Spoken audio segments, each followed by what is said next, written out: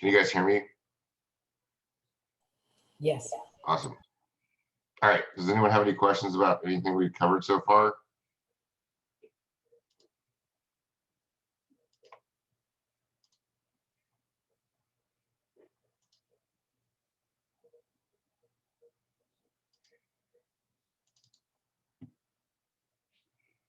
Okay. So you should be able to see my screen, and with it, the PowerPoints. Can you guys see that? Yeah. Perfect. Okay. So we left off talking about different organic compounds, and I told you guys that you need to know the big four, which is methane, ethane, propane, and butane.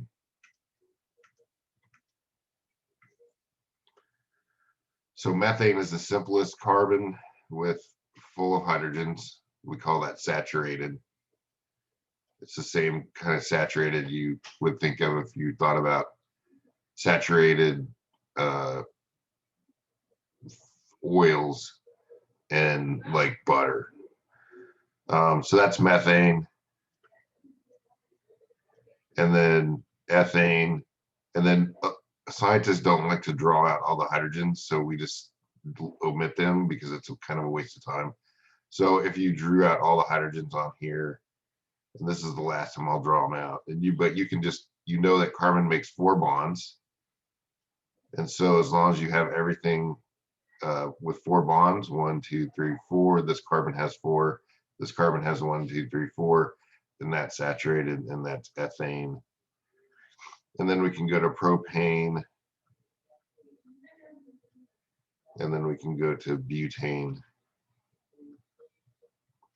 And then we talked about adding double bonds in here, so you could have this, and this would be that when I add the double bond, it's no longer butane, it's butene, E-N-E. And I have to tell where the bond is. So we number the carbons from the location of the bond, left to right.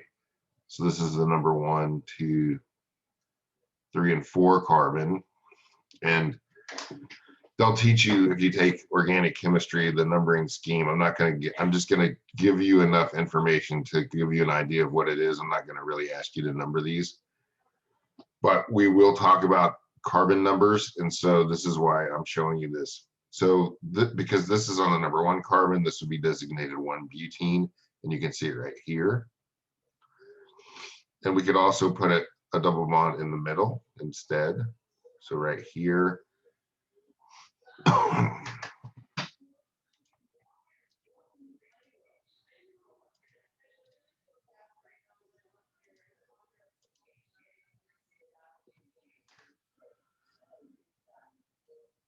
And you can put a single bond there. And that is this molecule here. And that is called 2-butene because it's on the number 2 carbon. And then we can erase that one.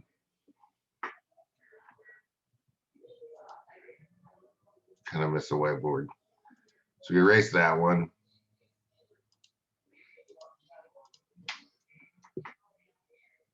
And then we can put it here. And what do you think that is? 3-butene. And you would think that, but the truth is it's not. It's actually 1-butene. And the reason is because if I rotate this molecule, remember these molecules aren't fixed on a page. And that's why we have you guys usually build these models. So if you rotated this double bond would end up over here. You guys see that? And so that would be 1-butene. So kind of in your mind, turn that thing so this 4 is over here, and you'll see that that molecule is exactly the same as this molecule. Can you kind of think about that in your mind? So you're going to spin this. Anyway, it's true. So there is no such thing as 3-butene. All right. Any questions about that? If you guys can't see this, build you a fake structure like this. Get you some toothpicks and some marshmallows or whatever, and build this thing out. And then just rotate it. So you're just going to turn it 90 degrees or 180 degrees, and you'll see that this molecule is the same as this molecule.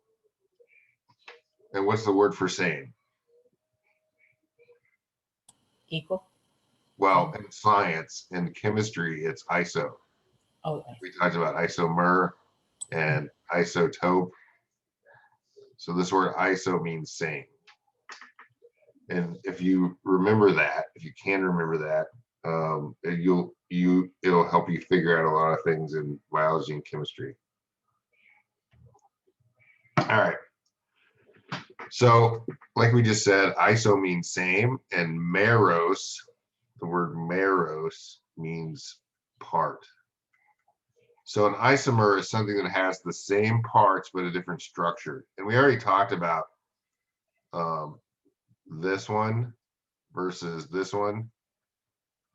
And so this is butane, and this is isobutane. They have the same parts. This is C4H10. And if you don't believe me, you can draw it all out, the H's, but I've already drawn this out for you guys before. And this one is also C4H10. So you can see it has the same parts, but they're designed differently. And so they're different molecules and they react differently. So there are lots of different kinds of isomers, and like all good scientists, we like to classify them into groups of similar structure, similar characteristics. So we have structural isomers. This is a structural isomer. So isobutane has a different structure. This is more like a upside down T, and this is more like just a line. So these are structural isomers of each other. Then we have geometric isomers. Geometric isomers are isomers that have a different structure due to their double bond. Kind of like we just talked about with 1-butene and 2-butene. And the reason, so you've got to kind of play around with this chemistry thing here.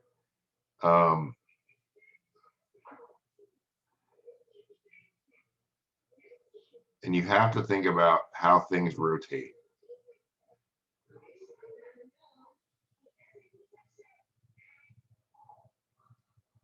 You guys remember what an OH group is called? You're going to know it for the test though, right? Hydroxide? Hydroxyl, yes. So let me ask you a question.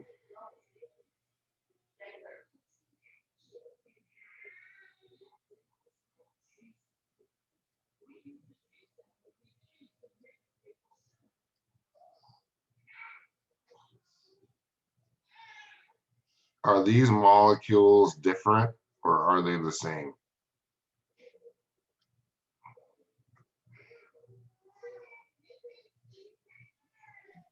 Would it be different? The answer is they're the same. And if you don't believe me, build you something like this. You know, like I said, use toothpicks and marshmallows, or you can use cereal or whatever. And what you'll see is that if you have a single toothpick between these two, let's just call them marshmallow carbons, you can spin this thing. And so you can rotate this, just this side here on its axis. And if you do that, it's going to look just like this. So if I rotate this, spin it on this toothpick here, it will look just like this. And because I can spin it like that, and that's really how it happens in chemistry, these are exactly the same molecules. So they have the same name, the same chemical property, they behave the same, living systems treat them the same. Now, that's not the case if I do this.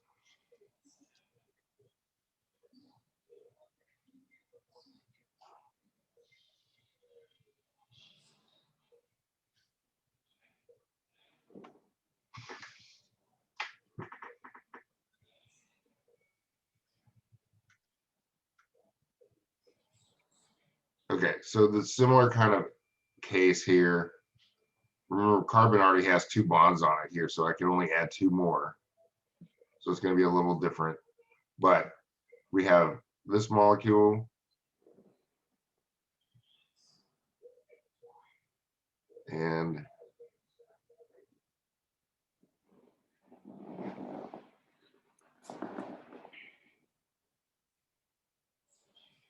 sorry.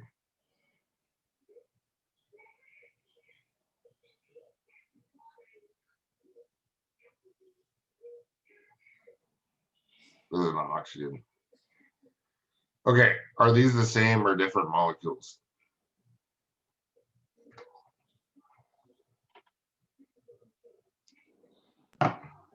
Different. The answer is different, and that's right. And the reason is because of this. All right, so try this experiment at home.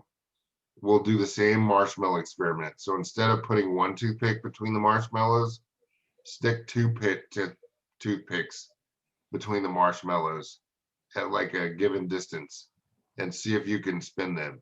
And what do you think is going to happen? Or you could get fruit and sticks.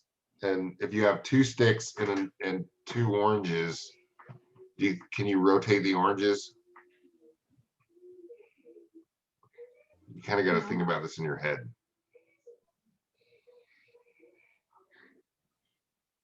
And the answer is no, because the sticks would hit each other, right? It's the same thing with chemical bonds. If you had 1 stick between 2 oranges, you could spin the oranges on that stick.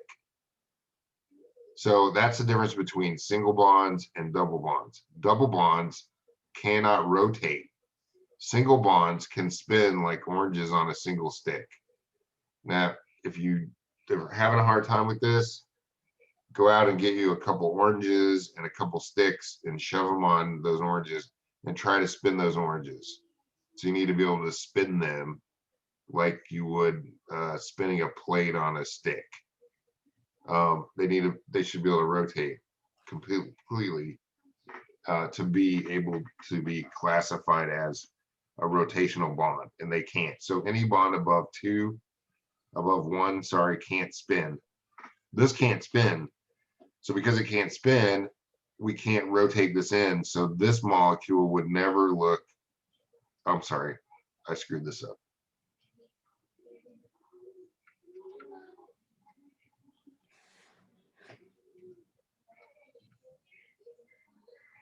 I meant to put the oxygen here. So the way it was drawn, those are the same because you could just flip them over. Now the way that it's drawn, they can't be the same because if I rotate this bond, it can't look like this bond because it can't really rotate. So the OHs, the hydroxides, are on the same side of this molecule. You guys see that? And we call this cis. That's the Latin word for same. And these are across from each other. And the term across is trans. Like if you're going across the Atlantic Ocean, you would say you're taking a transatlantic voyage. So these 2 words are really important because they describe the way the molecule is. And this, you guys ever heard the term trans fat? Yeah. That's what this is referring to. It's the double bond in those fatty acids that make them a trans fat. Normal healthy fats are cis fats, and it has to do with the way they're shaped. I'll show you that in a little bit when we get to chapter 5. These fats that are across from each other, these are more solid at room temperature. These are more liquid at room temperature. And it's just a trick that the food industry can do to make liquid fats more solid, which turns out that it's better to have liquids running through your blood than it is solids. The last type of isomers are called enantiomers, and these are really weird. it's kind of confusing for students, so I'm going to show you guys some videos on this so that you can get an idea of what causes an enantiomer. But they're very, very important in biology. So what I can say, without showing you this, is that in organic chemistry, when you synthesize something, any compound, and when we say organic, do you guys know what that means? It means it contains carbon. So when we're talking about organic chemistry, we are always talking about a carbon. So there has to be at least one carbon in it to be organic. If it doesn't have a carbon, it's not an organic molecule. Carbon, you guys know, forms 4 bonds. So enantiomers occur when there are 4 different functional groups. So can you name some functional groups? The other ones we learned? Hydroxyl? Perfect. So we'll put in hydroxyl right here. I'm not going to show the bonds because that takes up too much space, but OH is a hydroxyl, and you know that oxygen forms 2 bonds, so there's a bond between there that I'm not showing. What else do we got?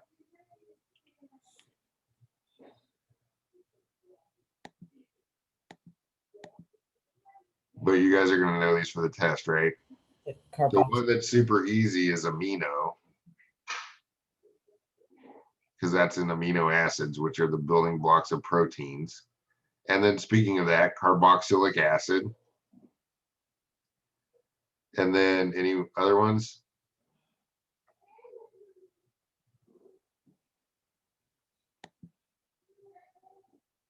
Well, we didn't talk about this, but I'm just going to put a methyl group on here. This is a carbon, right, with the maximum number of hydrogens. I know that there's 3 because it already has this 4th bond with this carbon. So there are 1, 2, 3, 4 different functional groups on this carbon. When this happens, it turns out that it can have 2 forms. It's an isomer. And I know that this is weird for you to visualize right now, and I'll show you, like I said, I'll show you some videos of this. But it turns out that this can be, it can have a right-handed form or a left-handed form. And just like in biology and medicine, right? Like if I wanted something right away, I'd say right away. I wouldn't say stat because I'm a biologist. I'm not in a medical field. I wouldn't measure anything in cc's. I always measure it in milliliters. Just like all that other stuff, medicine and science have 2 different terms for this. So for right-handed, we use D. This is the sciencey term. It's for dexterous, which is right.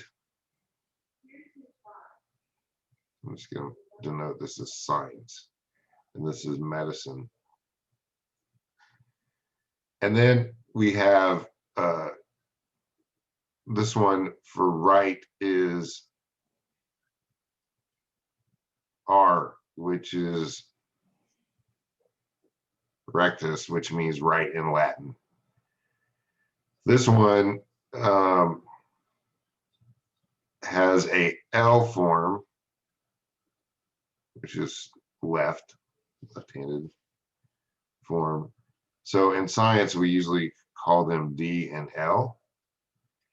And in medicine, they call it R and S, which is sinister, which they know all left-handed people are.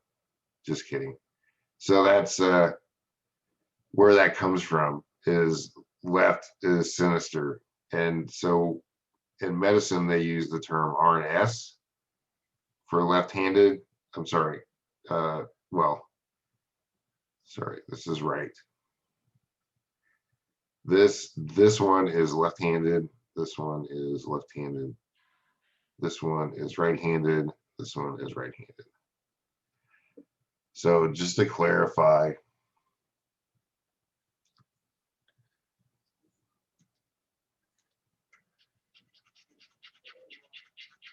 You can see the way that I wrote that up there is confusing. So I'm just going to clarify this. So in science and medicine, we have the right-handed form, which is the D form, or the R form. So this would be science. Let's do med. And then we have the left-handed, which is in science, it's just L, or in medicine, it's S. So there are a lot of drugs. If you look at Nexium, it's called Omeprazole. And that ES symbolizes S. So this is the left-handed form of that drug. Prilosec is a mix of left and right. And I'll show you that in a minute. Okay, so I know that's a lot of information. We're gonna go over these individually right now. So that's just sort of foreshadowing. All right, so structural isomers, they have different structures. And this is just exactly what we just talked about here. So they have different melting and boiling points, which is shown here. They have different chemical properties, just like you guys know that sodium is an explosive metal and chlorine is a deadly gas, and you put it together, it makes salt, which is completely different. Butane is very different than isobutane. It behaves differently. Chemically, it has different chemical properties. It's still the same molecule. It's still, you can count it up. It's C4H10, C4H10. So it's had the same parts. They're just arranged differently. Kind of like Legos, right? You can make a Lego police car and a Lego house out of the same Lego set.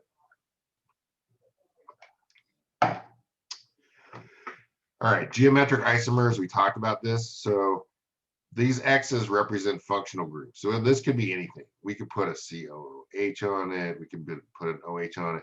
The easiest thing is just to put hydroxyls on there. So that's why I use that as an example. So this one, the hydroxyls are on the same side. So what do we call that? You guys remember? You're going to know for the test though, right? So this is cis, same.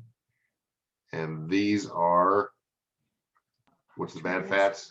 What's going across the ocean? Trans. Yeah. So, and it's just easy to put hydroxyl groups on here to demonstrate that they're different, right? If I put hydrogens on there, what would that be? I might ask you on the test, what's this molecule? Remember, one carbon is, you need to know this, is methane. 2 carbons is ethane. 3 carbons is propane. 4 carbons is butane. So how many carbons in this? 2. 2. So what would it be? Ethane. Right, but it has a double bond in it, so we change the ANE to what? Ene. Yes, so this is ethene. So you should be able to know that if it comes to a quiz or an exam, you should be able to name that. So get you some flashcards and write these down and make sure you know the big 4, right? Because that's going to be really important for you to learn the stuff that's coming, like when we start talking about trans fats and why they're bad and that sort of stuff. Okay. So, and remember that double bond, and I told you guys to try this at home, that double bond prevents rotation. So it can't rotate at all.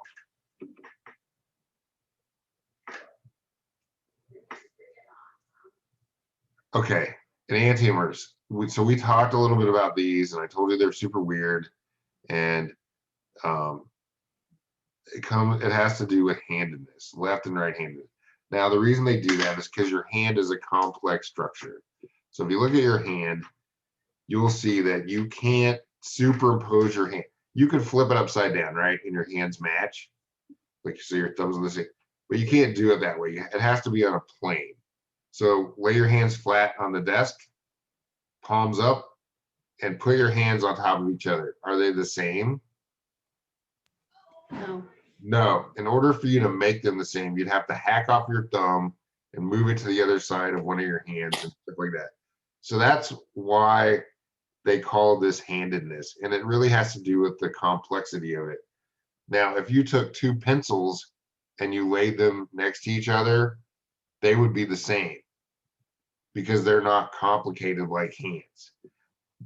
Once you start adding more fingers, like you would be with bonds, then the complexity goes up. And so once you reach this magical 4, and it's showing you here, there's, 4 different groups. 1, 2, 3, 4. This is supposed to be a mirror, so this is a mirror image of these.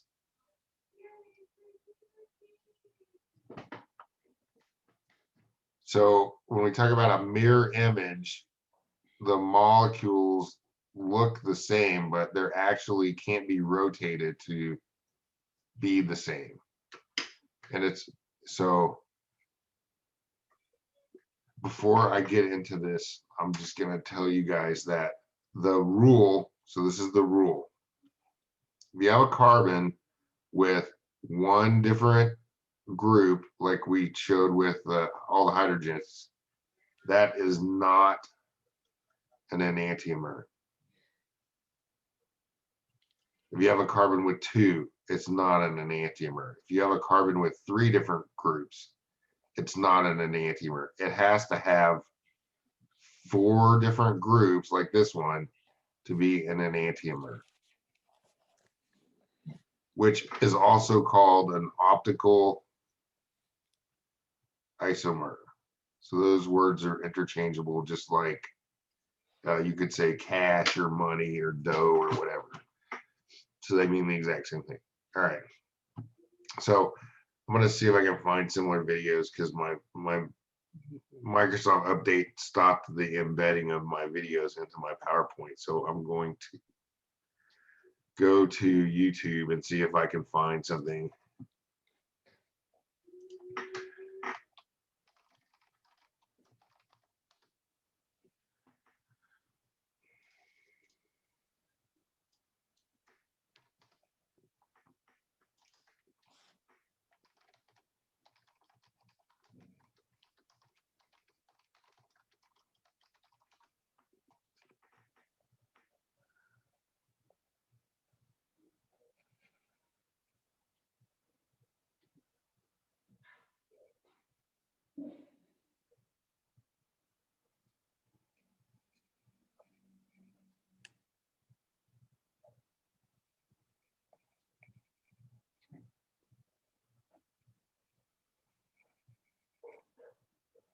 That's too complicated.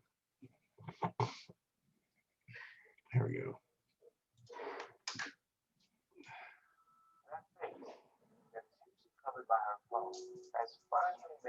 This is also called chirality, which basically means handedness. I've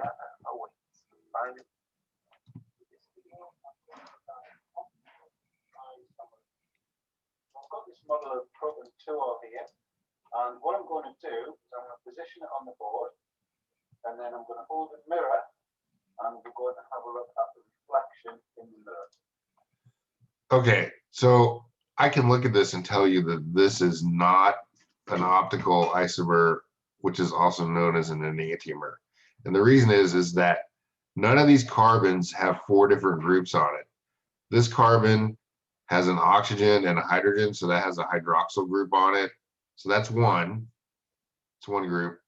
This has a hydrogen over here, so that's different. That's 2. But these methyl groups, this carbon and 3 hydrogens, which are blue, or I'm sorry, white, those are the same. So this group and this group are the same. And remember, the rule is it has to be 4 different groups. So this is not an optical isomer. So that is what we would call the mirror image of the molecule. see I've lost the mirror now, and I've actually got a physical model of the mirror image. And what we're going to do is we're going to ask ourselves, are they the same as each other, or are they different? These two molecules are actually exactly the same as each other. There's no difference between them. And we can tell that because we can superimpose them. We can put one on top of the other, and every single bond, every group is in exactly the same position in space.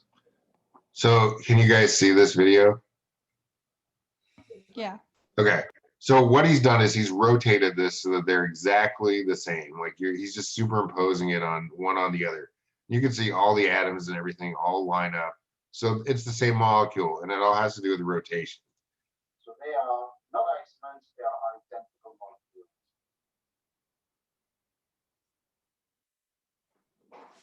We're going to do exactly the same now with this molecule. Okay. So before he even does this, let's just look at it. So we have two carbons, right? So this is the central carbon. This carbon has, this looks like nitrogen. It's green, so I'm just going to assume it is. But let's just say it's any functional group. We could call it X. And this one is a hydroxyl, an oxygen, and a hydrogen. I know that's an oxygen because it's making two bonds. So this is one functional group. This is a different functional group. This is simply a hydrogen here. So that's another functional group. And this is a CH3. So that's a methyl group.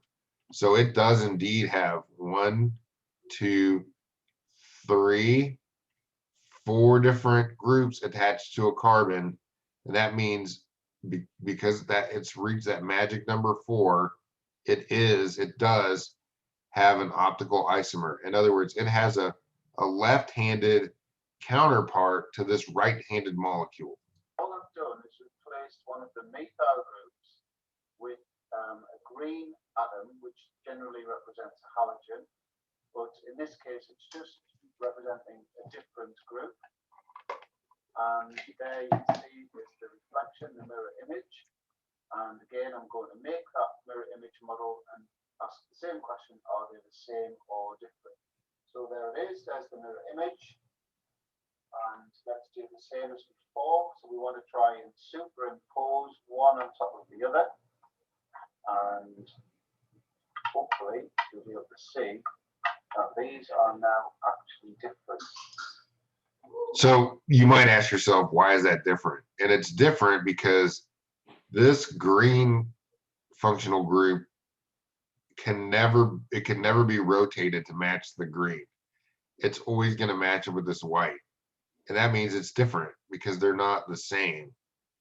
And it all has to do with the number of groups attached to that carbon. It has to be 4 different groups. So before he even did this, I knew because of the rule of 4 for optical isomers or enantiomers that would have a left and a right-handed form. And this is really important in what we can't do is drugs, one on top of the other and get biologically all of active drugs. the bonds, the groups on these bonds to be all pointing in the same direction. And so you can see this white, this hydrogen is pointing in this direction on this molecule, whereas this one here, the green atom is pointing in that direction. And so because these two molecules, these mirror image molecules, are non-superimposable, they are therefore different molecules.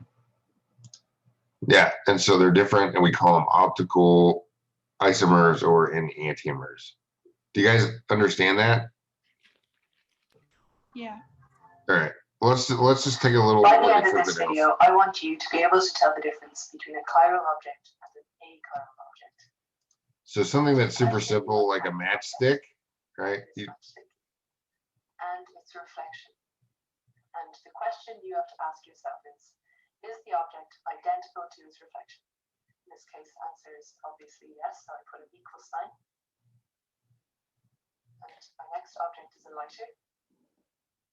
And there's its reflection. And by rotating the reflection, we can very easily see that again, the object is identical to its reflection. Now moving on to some kind of hypothetical molecule.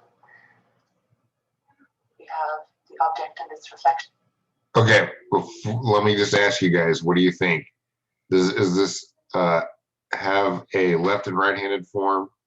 In other words, is it an enantiomer or optical isomer or not? No. Right, because the rule is it has to have 4 different groups, and this has 4 of the same groups on it. So no way. And again, we can very easily see that the object is identical to its reflection. Now changing one of the balls to blue, we ask again, is the object identical to its... All right, what do you guys think? Yes, it's an enantiomer or no? Would it not be still? Yep, because it has to have 4 different groups, right? So the rule is 4, it only has 2. These are the same. This one is different. So these all count as 1. This counts as 2. So it only has 2 different groups. reflection.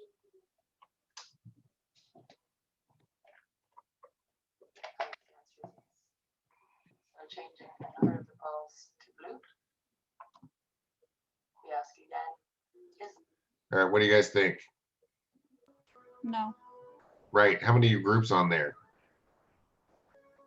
Is that 2? Yeah, and that doesn't follow the rules, the so object identical to its... it's identical. And again, the answer is yes. Changing another of the balls to yellow. All right, what do you think here? No. Yeah, it's no, because there's only 1, 2, 3 groups. We need 4, so this is also going to be the same. With a little bit more rotation, we see that the object is identical to its reflection. So changing the final ball to purple. Okay, what do you think now? Yeah. Yes, that's right. We have the object and its reflection. There's no way that she can rotate this molecule to look like this molecule, no matter which way she turns it or twists it. As long as she doesn't take any of the balls off, there's no way she can make it the same. And what I'm trying to show you here is that there's no way that I can rotate the reflection of the object so that all the colors are in the same place. In other words, the object is not identical to its reflection. And this is what chirality is all about, when the object is not identical to its reflection. All right. So and it has to do with the complexity of that object, right? So the more different things we add to it, like your different fingers, then the less likely it is to be identical. And in chemistry, that magic number just happens to be 4. All right. So chiral means handed, and achiral means not handed. And that's just a definition that you'll need to know, because that's how biologists and chemists talk.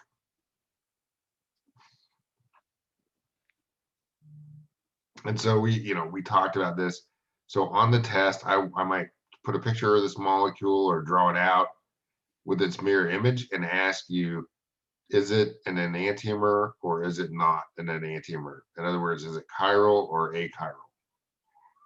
And remember, if it has 3 different groups, this one only has 1, 2, 3 groups, then this is achiral, not chiral, and it does not have an enantiomer, or it's not, the molecule in the mirror is exactly the same. This one has 1, 2, 3, 4 different groups. So this object in the mirror is different.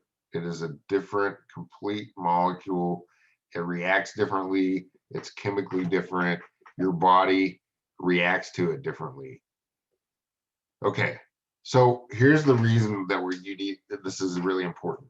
Because so let's say that you guys decided you really love organic chemistry and you're going to go into organic chemistry.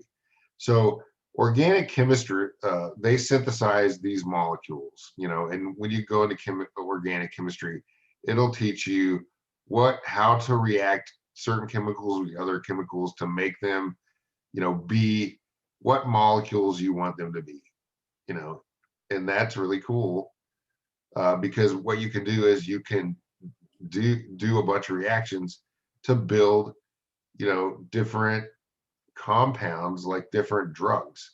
So, you know, dopamine is a drug, and there is a synthetic drug called dopa, which mimics dopamine, and that is an effective treatment for Parkinson's disease. There was also a movie that has Robert De Niro and Robin Williams in it. It's called Awakenings, that talked about the same chemical compound. Prozac. Prozac, it has a central carbon with 4 different groups on it, like what I've drawn over here. And so that it is has a left and a right-handed form. It turns out that the D form was effective in improving depression. The L form caused sexual side effects like impotence and things like that. And so when an organic chemist synthesizes a molecule that can have a left and a right-handed form, it always ends up half. So we're gonna use the rectus, which is right, and so we have to use the S sinister, which is left. So it always ends up half right-handed form and half left-handed form. The same thing is with Prilosec, the purple pill. If you're familiar with this, it's an antacid. It blocks hydrogen, so it's a blocks that hydrogen pump we talked about before.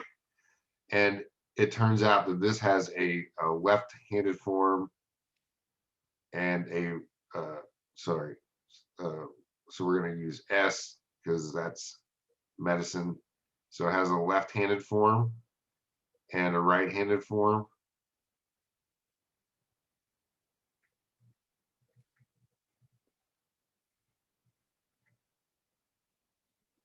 Sinister, rectus, which is right.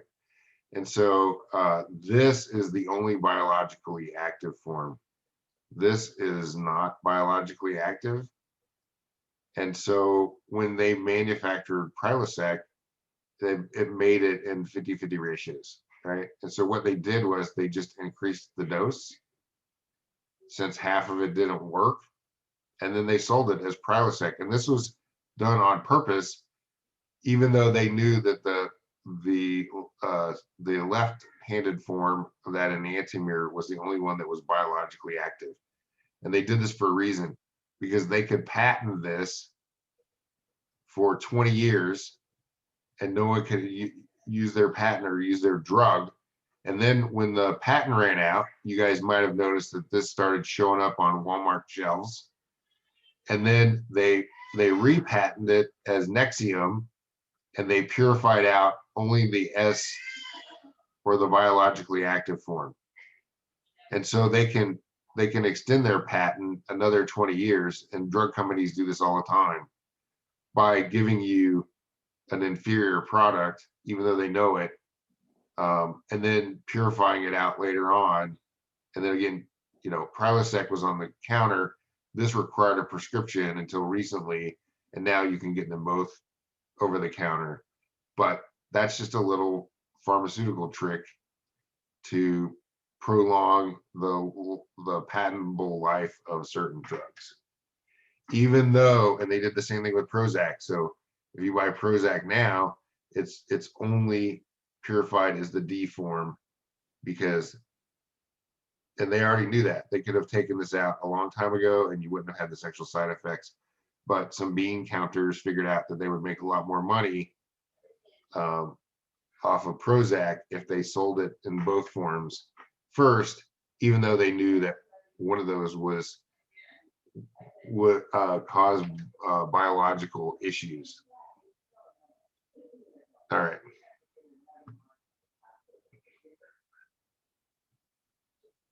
And I'll just show you real quick.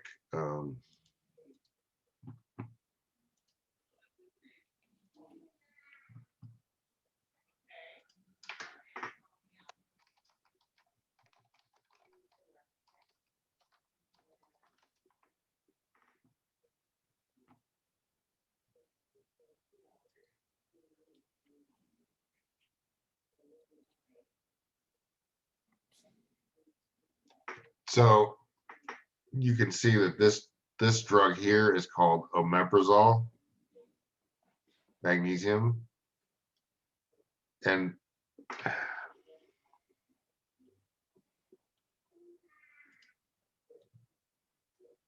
so Prilosec is Omeprazole Magnesium, and their two medications working together. So they're left and a right-handed form. And Nexium is S Omeprazole, and that S stands for the letter S, which is sinister, which means that it's the left-handed form. And then it talks about there, it's a chemical isomer of omeprazole. So we know it's the left-handed form. So not just this drug, but almost all drugs that are given biologically, biological drugs, and even amino acids. So if you go to the store and you look at amino acids, so we're going to cover this in a second, but amino acids are, you guys did this chemistry lab. So we know amino acids have an amino group and a carboxylic acid group and a hydrogen. So all amino acids have these same three groups on them. And we'll cover this in chapter 5. This is called an R group. And most of you guys answered that last question of the lab, that there's 20 different ones. So let's play a little game. I'm going to change this R group into something real. And I'm going to ask you if it has a left or a right-handed form. So I'm going to start with a simple amino acid. We'll just add a hydrogen there. Simplest form. Does this have a left and a right-handed form? No. No. The answer is no. This is the only amino acid that doesn't have a left and a right-handed form. Now, if I added a OH here, what would be your answer? Yes. Yeah. So if you go to the store, any grocery store, next time you're out, Walmart, Target, whatever, go to the medicine aisle and they sell those supplements. And they sell amino acid supplements like arginine, which is the pirate's favorite amino acid. So it's L, arginine, right? Because it has a left and a right-handed form. And only the left-handed form of amino acids are biologically active. There's no right-handed form. So if someone came up to you and tried to sell you arginine, which would actually be D, because this would be science, not medicine. So we would say it's D. Arginine, would you buy that? No. No, because it's worthless. You just pee it out as D-arginine. And so if we went and looked at, I don't know,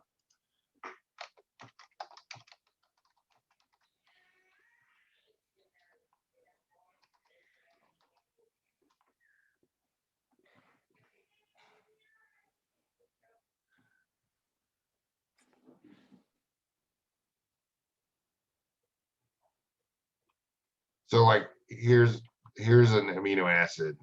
So, and you guys see the number in front of every one of these? Yeah. They're all L forms. And the reason is because those are the only biologically active forms of amino acids. So they're not selling you something that doesn't work. If it had a D in front of it, it wouldn't work. So hopefully everybody understands enantiomers and all that good stuff. Any questions about the different isomers? So make sure that you guys know the structural, geometric isomers and enantiomers, and be able to recognize them on an exam, because I might draw something out like this. And I put the hydrogens on it, but I'm not going to do that now. And I'm going to ask you, is that an isomer or not? Remember, isomer means same parts. No. It is. It has the same parts, right? If we did all the hydrogens in here, Oh, yeah.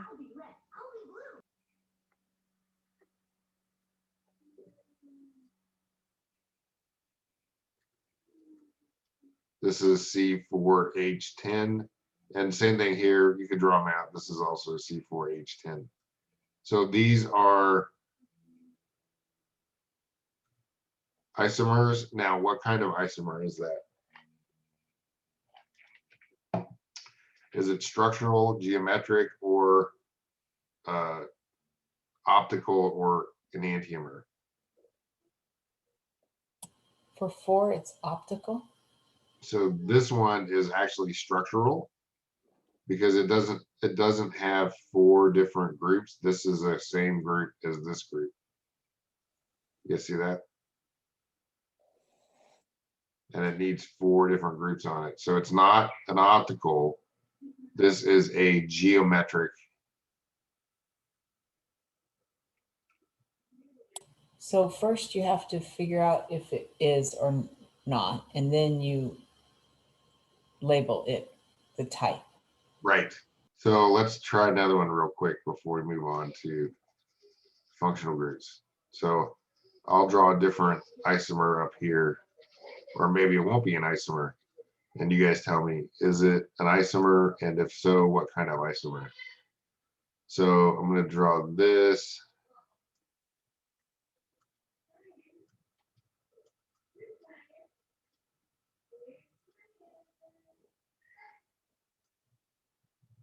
And this molecule.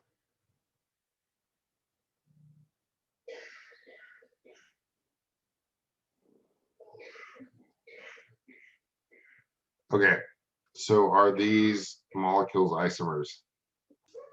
No. So what's the chemical formula for this? Remember, isomer means same part. So this one Oh, yeah. on top is C2. Everyone agree? Yeah. This one on the bottom is C2. So how many hydrogens do we have here? 4. 1, 2, 3, 4. This one has 1, 2, 3, 4. And then how many oxygens do we have here? 2. And this one, 2. same parts or not? Yeah. Okay, so it is an isomer. We agree on that. Now, is it a structural, geometric, or optical / enantiomer isomer? Could it be optical?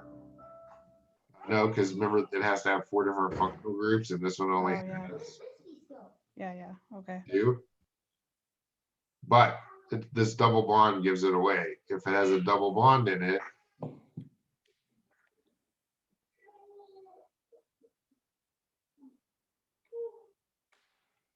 remember, if it has a double bond in it, it's a geometric isomer. Like right here. All right. So we'll do one more and then we'll move on.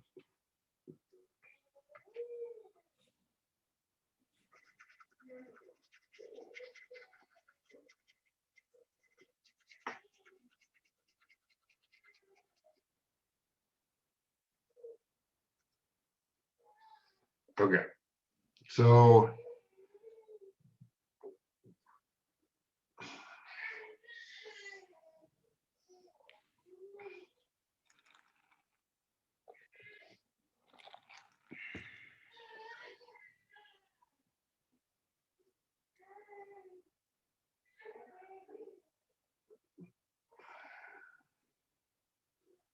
is that what? So is this an? If I had the same molecule, is this an isomer? If I drew the same one out. Yeah. Okay. It does mean it's the same part. So is it the same, or is it a geometric, structural, or optical / enantiomer?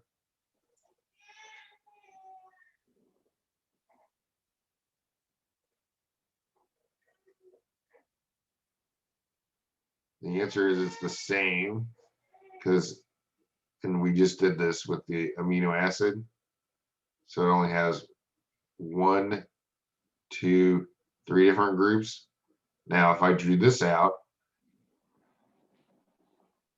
on the test and asked you, I would put a mirror in front of it, so I would have a mirror image of it.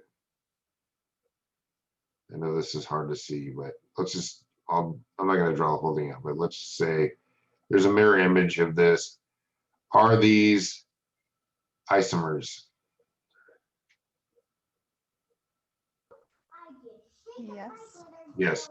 Now, are they geometric, structural, or optical isomer? They're optical. Yes. So on the test, you would answer that's an optical isomer. Perfect.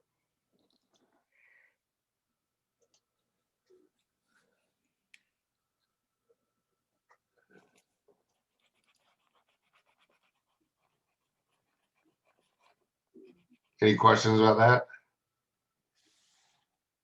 All right, so what I would do is just go back and learn the terms and then look up isomers online, or maybe, you know, a different video, and then make sure that you can identify the 3 different ones by sight.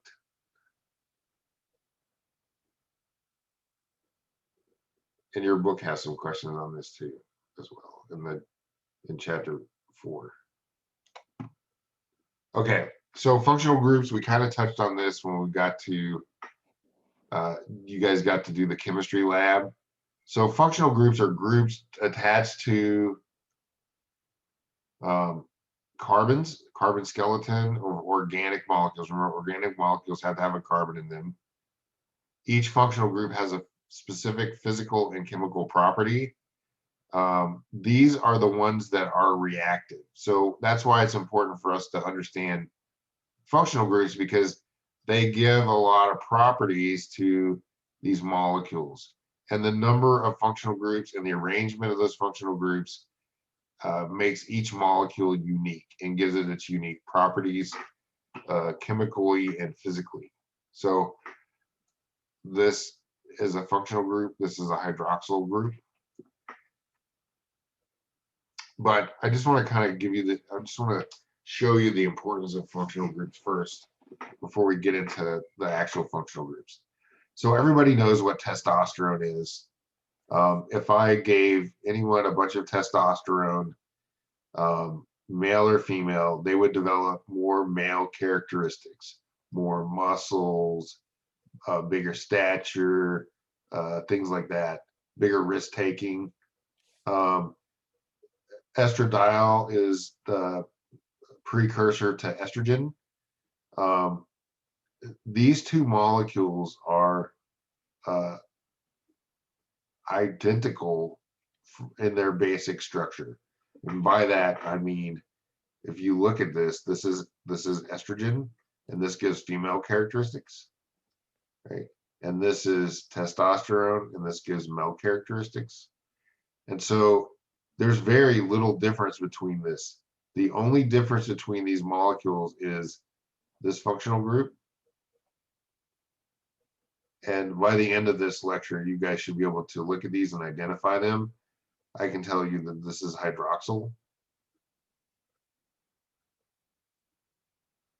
And I can tell you that this is a ketone. And then remember, you had to learn CH4. Well, since it's attached to another carbon, it's CH3, and this is a methyl group. But everything else is the same. So the only difference between what makes us female and what makes us male is these differences in functional groups of the same molecule, which, by the way, this is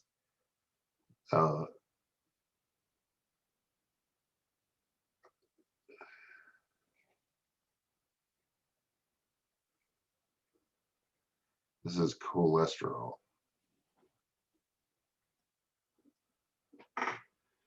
Okay, any questions about that? So I don't want you to memorize these molecules. I'm not asking you to do that. The point of this slide is to show you that functional groups are super important in biology, that they can make the difference between if you have male characteristics or female characteristics.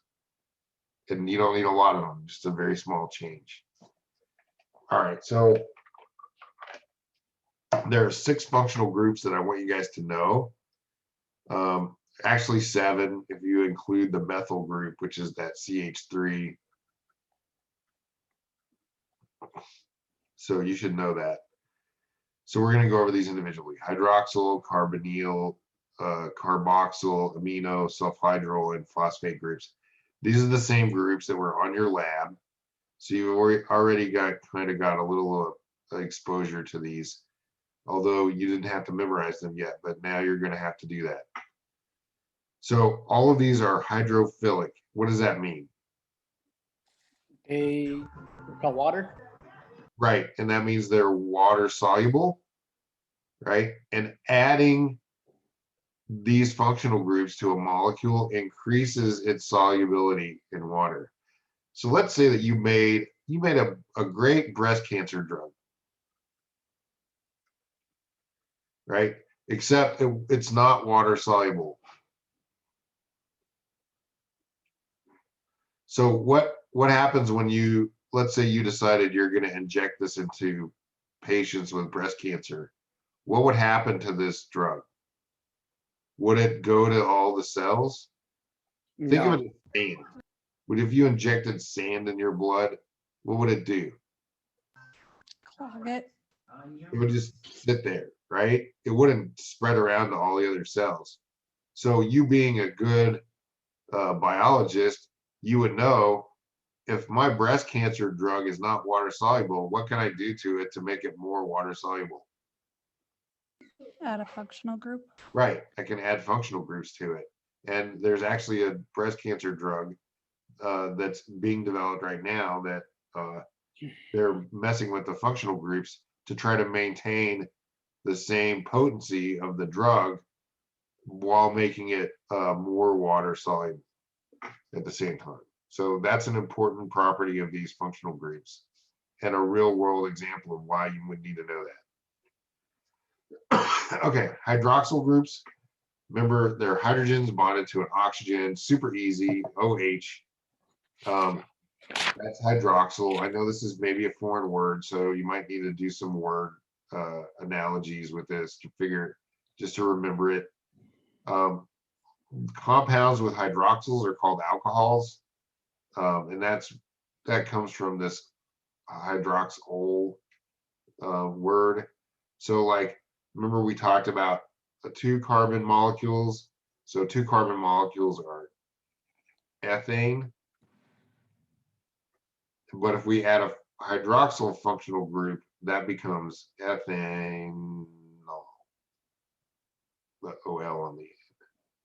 So this plus hydroxyl on the end becomes ethanol, which is, what we drink. It's liquor and vodka and whiskey and whatever. And you could rearrange this so that it could be iso. Remember, so it's a same parts. And propane. So remember, methyl, ethyl, propyl. So we can make it arrange this way so that it can be iso or just state propanol by adding a hydroxyl group. So when we add a hydroxyl group, it turns it into an alcohol. Carbonyl groups are a carbon double bonded to an oxygen. So in this case, and remember this is a carbonyl, there's another one that's really close called carboxyl, but this is a carbonyl group. And so carbonyls are carbons double bonded to oxygens. And that means that, if we're following the rule, there's an R group. We'll just call this another carbon, and there's some other stuff attached to it. Doesn't matter. We call that an R. And then we know that carbon has to have 4 bonds. This only has 3. So we have to add a hydrogen to it. That's the simplest form. So this is a carbonyl group right here. And you can see it here. So it can be on the end. So we have the C double bond O on the end. And this on the end is called an aldehyde. So a carbonyl group on the end is an aldehyde. In the middle, which is shown here, it's a ketone group.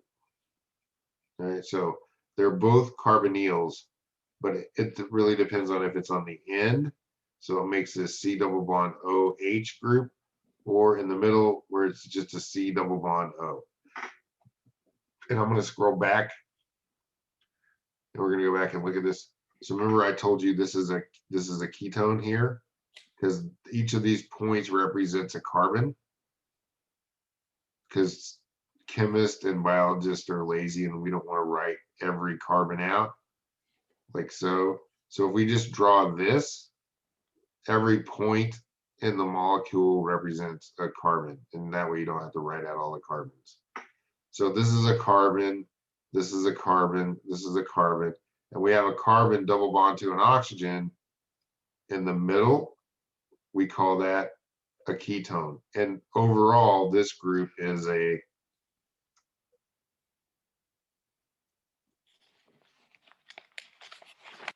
carbonyl group. And you just have to memorize that. Any questions about that? This is going to be real important when we look at sugars, because there's different sugars. There's alcohol sugars. There's like, we talk about fructose.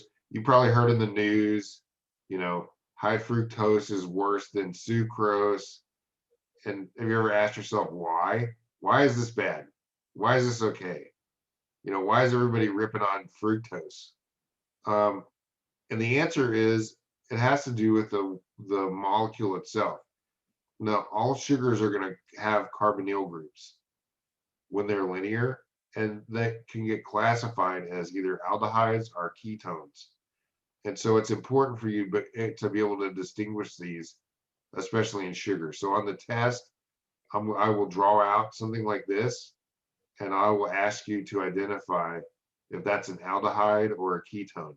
So make sure that you guys know this, because it really comes down to sugars and their biological relevancy to living systems and to health in general. So that's why you need to know that. It's not just to be mean. Okay, so the next group is a carboxyl group. Carboxyl is C double bond O. So it's really similar, but when it has an H here, this is a carbonyl group.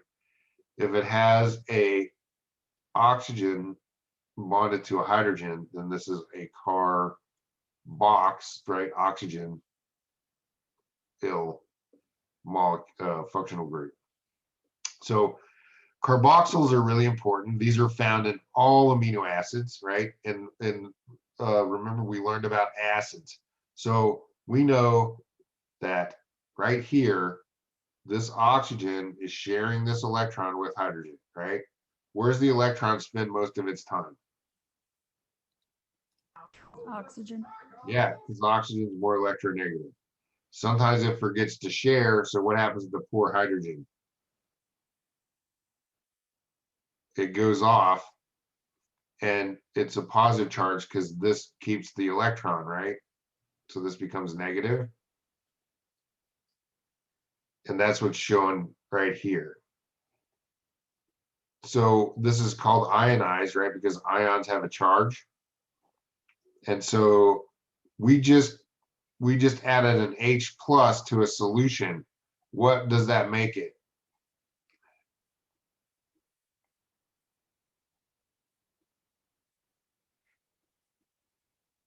Remember, pH is power of hydrogen.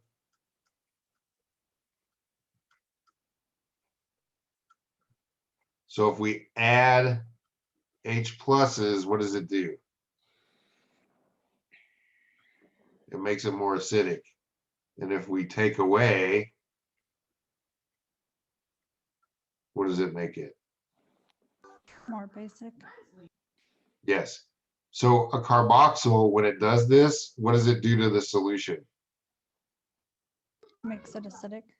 So that's why it's called the carboxylic acid, because it makes solutions acidic. So you guys are probably familiar with vinegar. It's actually a weak acid. It's called acetic acid. That's its real name. And it has a carboxyl group. So it's actually an ethane, right, with a carboxyl group on it. And this hydrogen occasionally will get donated, making it an acid. So that's why it's called acetic acid. Vinegar is acidic because of this property of the carboxyl group on the end of it. Does that make sense? Yeah. And that's same thing with amino acids, right? We have amino acids. They're always a carbon with a carboxyl and an amino group. And that's why it's called an amino acid, because all carboxyl groups are acidic. So this is an amino acid. Awesome. So again, you just need to write this down and make sure that you can recognize these by sites, because I'm going to draw these on the test and I need you to be able to recognize them. Again, it's not to be mean, it's because these are super important in biological reactions. All right, amino group. You guys got to know this when you did the amino acids. So all amino acids have this NH2 group. Amino groups can also be ionized because nitrogen can actually form 4 bonds instead of 3, which is shown here. And so it will take hydrogens out of solution and add it to itself, and that gives it a plus charge. So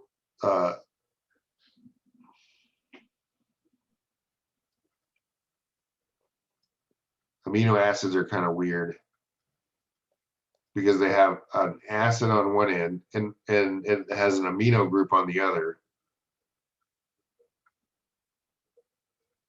And so this hydrogen gets donated to the solution, and then this nitrogen will pick it up and become NH3 plus. So amino acids have an acidic end, and what do we call it if it takes H pluses out of the solution?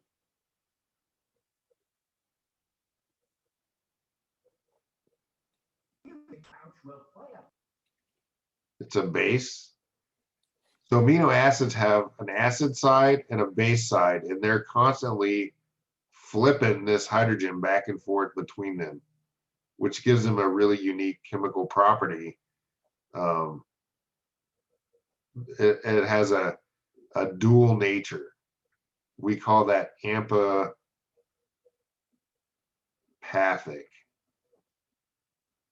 You don't need to know that, but I'm just telling you that that's what makes these amino groups unique, is that they can act as bases.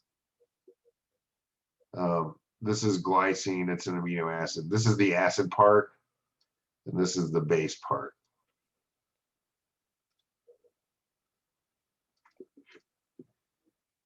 And remember, we talked about glycine is the simplest amino acid because it has just hydrogen as its R group.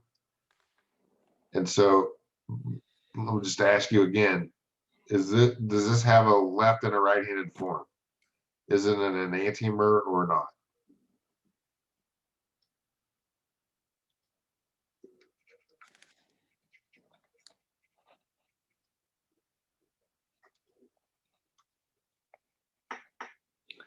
No one? What's the rule? It has to have more, 4 or more different. Right. So how many different groups are on here? Is it only 3? Oh, no, wait. Yeah. These are the same. So it has 1, 2, 3. So this does not have a left and a right-handed form. Good. Okay. Self-Hydral groups, these are really important in proteins. And I'm not gonna, I'm just gonna end right now. But these groups actually are really strong bonds. They're like superhero muscle people bonds in the chemical world. And so remember we talked about that there are two things that can change the shape of proteins. Do you remember what those are? Heat. Heat is one, pH. pH is the other. That's exactly right. So when you eat stuff and drink stuff in your mouth, you have proteins in there, and their job is to break down the sugars and break down the proteins and break down the anything that has calories in your nutritional label. Like you have a thing called amylase. Its job is to break down sugars when you stick it in your mouth. So think about it. If you drank a hot cup of coffee, what would happen to that amylase protein? It would change. It would change its shape and it wouldn't work. It couldn't do its job. So in order to resist changes in shape, enzymes in your mouth, these proteins in your mouth, have these super strong bonds called self-hydral bonds that don't allow the shape change to occur as easily, because it knows that hot food or that hot coffee or that hot drink is coming. And so we've evolved to have these self-hydral proteins in enzymes in our mouth, because those enzymes are subjected to all kinds of temperatures and again pHs, right? The pH of milk is way different than the pH of Coca-Cola. Coca-Cola has carbonic acid in it, so it's acidic. So you wouldn't be able to drink and digest all this stuff without these self-hydral bonds that are found in the proteins in your mouth. And I'll leave it there, and we'll pick this up on Thursday. Any questions about anything so far? No. Okay, so again, like normal, I'll post this on YouTube. Give me a couple hours to process the video and all that stuff. And then you guys can revisit this. And then I'll jump over to office hours. And if you guys have any questions, you can hit me up in office hours. Thank you. All right. Thank Have a you. good one. Bye. Hey, Professor. Yeah.